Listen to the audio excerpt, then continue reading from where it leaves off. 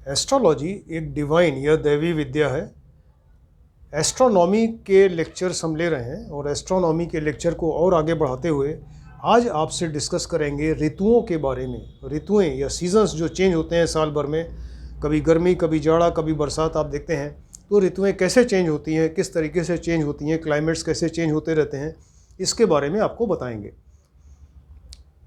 ये बताया था कि पृथ्वी के दो पोल्स हैं, नॉर्थ पोल और साउथ पोल। दो पोल्स हैं और दोनों पोल्स को मिलाने वाली जो लाइन है वो एक्सिस कहलाती है। नॉर्थ पोल को साउथ पोल से मिला दें तो जो इमेजिनरी एक लाइन बनेगी उसको एक्सिस कहा जाता है। और पृथ्वी अपनी इसी एक्सिस पर 24 घंटे में एक चक्कर लगाती है।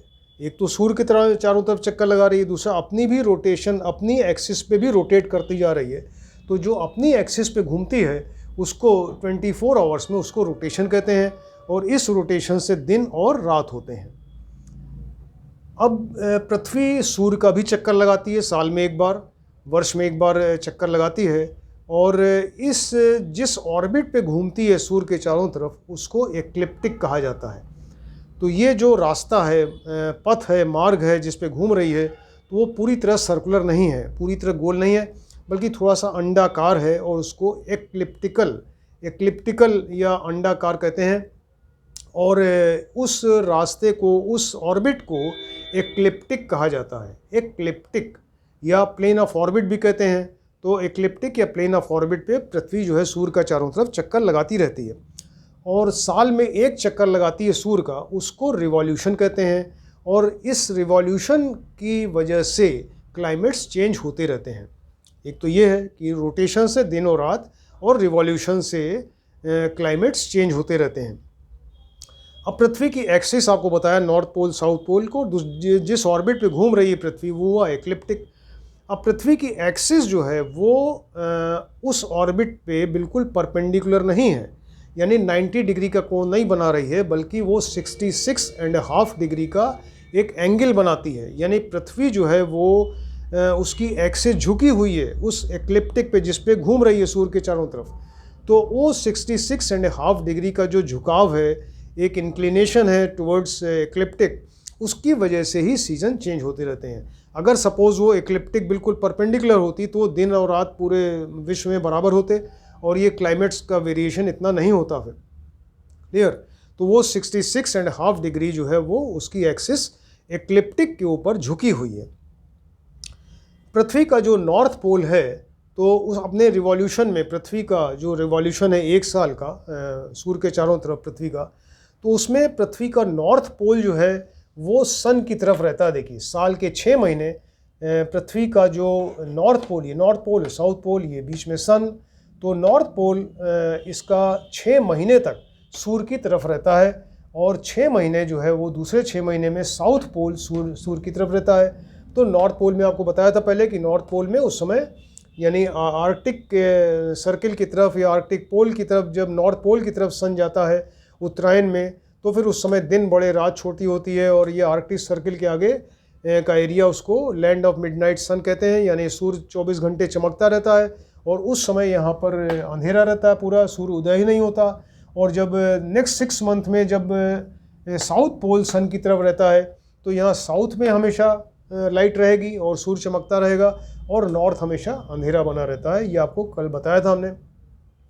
अब ये यानी नॉर्थ पोल जो है 6 महीने इस पे झुका रहता है सन की तरफ और 6 महीने साउथ पोल सन की तरफ झुका रहता है। इसी की वजह से क्लाइमेट्स जो है चेंज होते रहते हैं। अब सूर्य, ये भी बताया था आपको कि सूर्य जो है साल के 6 महीने वो उत्तरायण रहता है, 6 महीने दक्षिणायन रहता है। अयन यानी सूर्य का मूवमेंट, और मूवमेंट या चलने को अयन कहते हैं। 2 प्रकार के हैं, उत्तरायण और दक्षिणायन। तो सूर्य के उत्तर साइड में मूवमेंट को उत्तरायण और दक्षिण साइड में मूवमेंट को दक्षिणायन कहते हैं। तो ये आपको बताया था कि उत्तरायण का मतलब जब सूर्य मकर राशि में प्रवेश करते हैं, मकर संक्रांति, तो सूर्य जब मकर राशि में प्रवेश करते हैं यहाँ से लेके और ये मिथुन राशि यानी 10, 11, 12, 1 और 2, 3 राशियों में भ्रमण करते हुए वो उत्तरायण पूरा अपना कवर करते हैं। यानी उत्तरायण जब सूर्य रहेंगे तो उस समय सूर्य 10 नंबर राशि में प्रवेश करेंगे और लास्ट में 3 नंबर राशि मिथुन राशि तक रहते हैं और वो डेट्स होती हैं 14 जनवरी को मकर राशि में प्रवेश करेंगे और 3 नंबर राशि में रहेंगे 15 जुलाई तक। क्लियर? अच्छा, इसी तरह से जब दक्षिणायन रहेंगे तो दक्षिणायन में वो कर्क राशि में प्रवेश करते हैं, यानी उत्तर से अब दक्षिण दिशा में आने लगे, उसको दक्षिणायन कहेंगे। तो जब सूर्य कर्क राशि में प्रवेश करते हैं तो उस समय दक्षिणायन शुरू होता है और पूरे दक्षिणायन का जो उनका टाइमिंग है उसमें 4, 5, 6, 7, 8, 9 यानी कर्क से लेके और धनु राशि तक वो दक्षिणायन बने रहते हैं सूर्य। और उनकी डेट्स हैं 16 जुलाई से और 13 जनवरी। ये नेरियन डेट्स हैं जो आपको बताया था। तो नेरियन डेट्स ही हम लोग इंडिया में फॉलो करते हैं। एक साइन डेट भी होती है, तो नेरियन अगर साइन बनाना है तो 22 नंबर कम कर दीजिए नेरियन में, तो वो साइन बन जाएगा। फिलहाल यहाँ पर हम लोग इंडिया में इसको नेरियन डेट्स ही मानते हैं। तो 16 जुलाई से और 13 जनवरी के बीच में सूर्य दक्षिणायन रहते हैं, ये आपको बताया। अब आपको बताएंगे कि इस ड्यूरेशन में उत्तरायण में और दक्षिणायन में किस तरह से मौसम चेंज होता है। अब देखिए, जब सूर्य मकर राशि में इंटर हुआ तो उस समय उत्तरायण शुरू हो गया और ये 14 जनवरी डेट है। तो 14 जनवरी से 13 मार्च तक रहते हैं 10 और 11 नंबर राशि में, यानी मकर कुंभ में रहेंगे 14 जनवरी से 13 मार्च के बीच में। और जो चंद्रमास है, जो चांद का महीना है, उस समय रहेगा माघ, फागुन और चैत। और जो क्लाइमेट, जो ऋतु रहेगी उसका नाम है शिशिर ऋतु रहती है। क्लियर? उसके बाद 11 के बाद ये सूर्य जो है उत्तरायण में ही वो मीन राशि में प्रवेश करते हैं। तो मीन और मेष राशि में जब रहेंगे उसकी डेट्स हैं 14 मार्च से 13 मई के बीच में। और हिंदी के महीने हैं या चंद्रमास हैं चैत, बैसाख, जेठ। अब देखिए, चैत यहाँ भी है, तो चैत का पूरा पार्ट यहाँ नहीं रहता है, चैत का कुछ पार्ट यहाँ रहेगा इस जगह और कुछ पार्ट यहाँ पे आएगा। तो वो जो ऋतु बनेगी उसमें बसंत ऋतु रहती है, यानी एक्चुअली वो 2 ही महीना है, माघ, फागुन, लेकिन थोड़ा सा पार्ट चैत का। और इसी तरह से यहाँ पर भी थोड़ा सा पार्ट चैत का और बैसाख, जेठ जो 2 महीना, तो ये बसंत ऋतु बनेगी। अब इसके बाद सूर्य जो है वो मेष के बाद वृष राशि में आते हैं। उत्तरायण ही चल रहा है, देखिए वृष राशि में आए, वृष और मिथुन राशि में। और ये डेट्स हैं 14 मई से 15 जुलाई। और उस समय जो चंद्रमास होगा वो जेठ, यानी जेठ का कुछ पार्ट यहाँ, कुछ पार्ट यहाँ। इसके अलावा आषाढ़ और सावन, जेठ, आषाढ़, सावन। और ये जो ऋतु बनेगी उस समय ग्रीष्म ऋतु होगी, गर्मी का मौसम रहेगा। तो सूर्य के उत्तरायण में रहने से ये 10 नंबर राशि से 3 नंबर राशि, और डेट्स हैं इनकी 14 जनवरी से 15 जुलाई। और जो ऋतुएं हैं वो शिशिर, बसंत और ग्रीष्म, 3 ऋतुएं बनेंगी उस समय।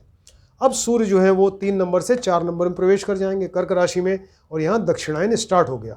अब दक्षिणायन में इंटर करते ही वो 16 जुलाई को इंटर करते हैं नेरियन डेट के हिसाब से। तो 4 और 5 नंबर राशि में रहेंगे, यानी कर्क और सिंह में 16 जुलाई से 16 सितंबर के बीच में। उस समय चंद्रमास जो रहेगा वो सावन का कुछ पार्ट यहाँ, कुछ पार्ट यहाँ, सावन, भादो और क्वार ये महीना रहेगा। और उस समय वर्षा का मौसम आ जाएगा, वर्षा ऋतु रहेगी। इसके बाद सूर्य जो है वो 6 नंबर और 7 नंबर राशि में आते हैं, यानी कन्या और तुला राशि में। कन्या और तुला राशि में आएंगे और ये डेट्स हैं 17 सितंबर से 15 नवंबर के बीच में। और कुंवार का कुछ पार्ट यहाँ, कुछ पार्ट यहाँ। और कार्तिक और अगहन, यानी चंद्रमास रहेंगे कुंवार, कार्तिक, अगहन। और जो ऋतु रहेगी वो शरद ऋतु है। इसके बाद सूर्य जो है वो वृश्चिक राशि में इंटर करते हैं और 9 नंबर धनु राशि में तक रहेंगे 16 नवंबर से 13 जनवरी के बीच में। और चंद्रमास होगा अगहन, कुछ पार्ट अगहन का यहाँ, कुछ यहाँ, और पूस और माघ। और ऋतु बनेगी हेमंत ऋतु। इस तरह से दक्षिणायन में भी रहने से देखिए 3 ऋतुएं बन रही हैं, वर्षा, शरद और हेमंत। 3 ऋतुएं यहाँ उत्तरायण में, 3 ऋतुएं दक्षिणायन में बनी। और जो दक्षिणायन की राशि है 4 नंबर राशि से 9 नंबर राशि, और इनका जो डेट्स हैं 16 जुलाई से 13 जनवरी के बीच में दक्षिणायन रहते हैं। तो इस तरीके से आपको बताया कि सूर्य जब उत्तरायण रहेंगे तो 3 ऋतुएं, दक्षिणायन में 3 ऋतुएं रहती हैं, कैसे बनती हैं और वो डेट्स क्या हैं, चंद्रमास या चंद्रमास जो है वो हिंदी के महीने क्या रहेंगे, ये आपको बताया।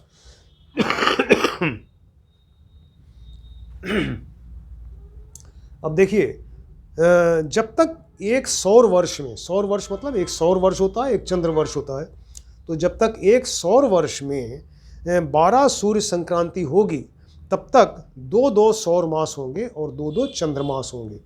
देखिए ये है ना, इसमें ये इस डेट से इस डेट तक चंद्रमास, सौर मास, मतलब ये यहाँ से यहाँ तक 2 मास, 2 महीने हो गए। इस तरह से कह रहे हैं कि एक सौर वर्ष में यदि 12 जब सूर्य संक्रांति होगी तो 2-2 सौर मास और 2-2 चंद्रमास होंगे।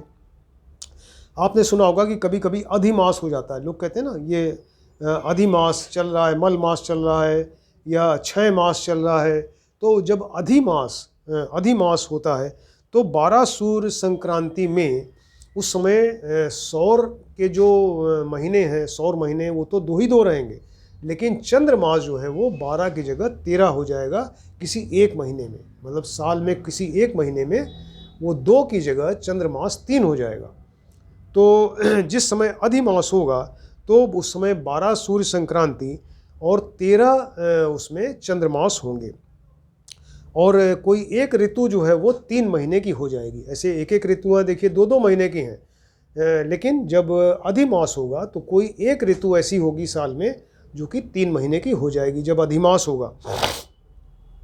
इस प्रकार ऐसा बताया ऋषियों ने कि वो सौर मास हमेशा स्थिर रहता है। एक सौर वर्ष में मतलब 12 ही सौर मास होते हैं, लेकिन चंद्रमास जो है वो बदल सकते हैं। अगर वो अधिमास होगा तो ये 12 की जगह 13 हो जाएंगे और ऋतुएं जो हैं वो 2-2 महीने की रहती हैं, लेकिन कोई एक ऋतु जो है वो 3 महीने की हो जाएगी, वो 3 महीने की हो जाएगी, राइट।